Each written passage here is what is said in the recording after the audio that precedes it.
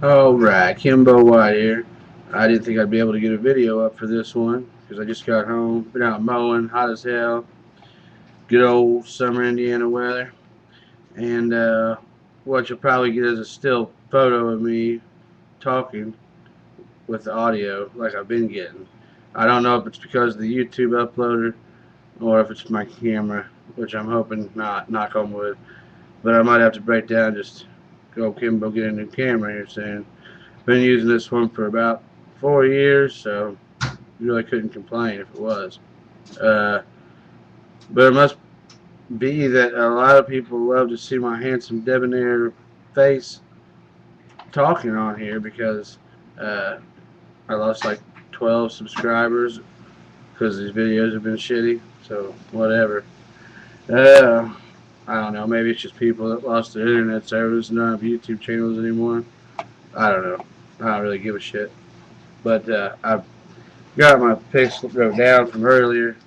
Uh, I start with the main event. I tell you what, guys, you just got to get a feel like Josh Barnett's going to win this tournament, win this fight tonight. Uh, Met both these guys back in March, in Columbus, Ohio, and they're both class act, super nice guys. Man, talk to you like they knew you your whole life. Uh, Real cool guys to talk to. Uh, I'll tell you what, Barnett's got one heck of a size advantage on Daniel Cormier. When you meet him in person, Daniel's like my size, and Josh is like a foot taller than me. Man, he's got a hell of a reach. Daniel's a little bigger than me. He's a little broader, but we're close to the same height. I don't know how tall Daniel is. I have to look it up. I'm only like 5'7", but I know that yeah, it was quite a size advantage. Now, I know he just knocked out Bigfoot Silva, but come on now, we're talking about Josh Barnett. Uh, I honestly think I said it with Silva and I say it with Barnett. I think that Cormier's strongest point is his striking with Barnett. Barnett, world class grappler, uh, as everybody knows, uh, wrestler and submission grappler. Uh, he's fought the who's who. He's fought, you know, I don't know, 50 fights in Japan or something crazy, whatever. And that's an exaggeration, by the way. But no, Daniel's wrestling is he's a good, strong wrestler, but Daniel's wrestling is slow, and I don't see him wrestling around Josh Barnett. I was there in Cincinnati on. Josh made me a believer when I watched him bear hug Karatanov and belly to belly slam him the way he did. Uh, I mean, I don't know. I just think that the fight will stay standing quite a bit, and I figure for Josh to maybe I figure for that to be a really close battle, um, and I figure for one of the guys to go for a takedown when they start to lose the stand up, and when that happens, it's going to turn into a clinched up grappling match. I don't think Barnett's scared to stand with uh, Cormier, but I think what he's going to try to do is clinch him up a lot, and it's going to be difficult to do because man, Daniel looks like a little powerhouse, and we all know that he's a damn good wrestler. So yeah, it's really hard to go against Daniel after that performance against Silva, but I just I've had the feeling the whole time Barnett might win this tournament, could win this tournament, and he's got the I don't give a shit, and he's got the skill to do it. And when I say he has the I don't give a shit, that means uh, Josh doesn't go in there like getting all nervous about if he's going to lose this fight. He more or less goes in there to have fun. And if he loses, he loses. If he wins, he wins. But he's going to go in there and he's going to fight. And yeah, I'm going to go with Josh Barnett in that fight. I'm taking Josh Barnett tonight over Daniel Cormier. It's going to be good. Gilbert Melendez over Josh Thompson for sure. I don't think it'll be a one-sided ass whooping from hell. and I hope it is because I think it's stupid. I agree with Gilbert. I met Gilbert in Columbus, Ohio myself. That guy's a hell of a nice guy, and talked to him for a minute about how he made a statement in a magazine that the best lightweights in the world aren't in the UFC, and I told him I agree with that. I feel like Gilbert Melendez should have been in the UFC. Should have been one of the first people they brought over. If they're keeping him around over there to try to build Strikeforce, I mean, I just don't. I just whatever. If the best competition is coming to the UFC, then that's what he wants. And for Josh Thompson to be uh, the replacement in this fight, is I don't. There was such a lackluster performance against Nunes.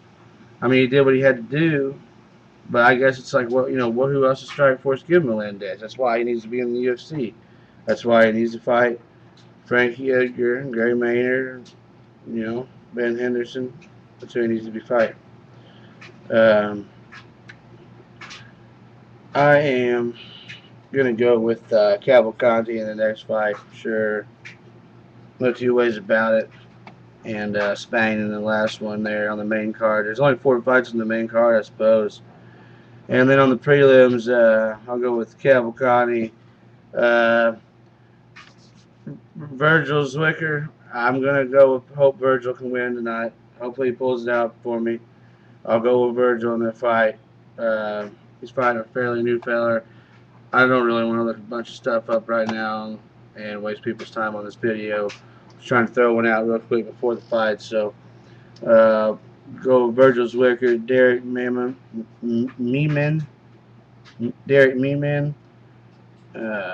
Clifford Mulhern, and then Bobby Green in the last fight. It's been a while since we've seen Bobby Green fight. Well, I am going to look this up real fast and see.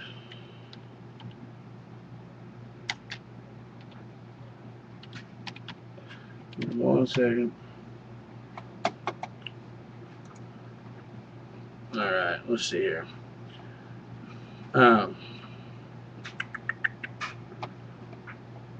Okay. Man, I tell you what, that's why I wanted to look. Yeah, Mike Kyle and Rafael Cavalcante. Let's see here. That's going to be a good fight. Just want to let everybody know, Kyle has defeated Cavalcante in the past. It was like 8 fights ago for Kyle, about 5 or 6 fights ago for Cavalcante. But man, you can't count out. Beja's a bad dude, so whatever. Let's see here. Yeah, Chris Spain over Nashon Burrell. Nashon Burrell, I watched him fight in Cincinnati. I believe he won by decision. It was a fairly lackluster affair. So Jay-Z over this Valley Flag feller. But I tell you what, it's 12-3, and let's see, fought Jackson's. He's got a pretty good record, so he's fighting out. Is that Jackson's submission? Now is that? Yeah, that's Greg Jackson's camp, I suppose. So you can't ever be wrong having a guy coming out of there. Virgil Zwicker versus Carlos, Canty here. I had to look that guy up on YouTube because he wasn't on the wiki. Let's see here. I watched this Guillen Vellante fight in Cincinnati. Wasn't so impressed. I'll take this Derek the Caveman Meeman over him, and I'll take Marn over Yuri Beafort for sure. Beafort's coming in quite inexperienced, so I'm just Really going with the experience there because honestly, never seen either one of the guys fight. And Bobby Green, James Terry. James Terry should be completely outmatched against the veteran Bobby Green. Uh, he should. He should be. Whether he will be or not, I'm not sure. But okay, that's who. Yeah, he fought that Nashawn Burrell. Went all 3 rounds, lackluster. Yeah, Bobby Green should be able to finish that guy. So that's who I'm going with in the prelims. Cavalcante's Wicker, Vellante, Mulhern, and Bobby Green. So there it is. Kimbo White's picks for tonight. And have a good night. Been last word with Kimbo White.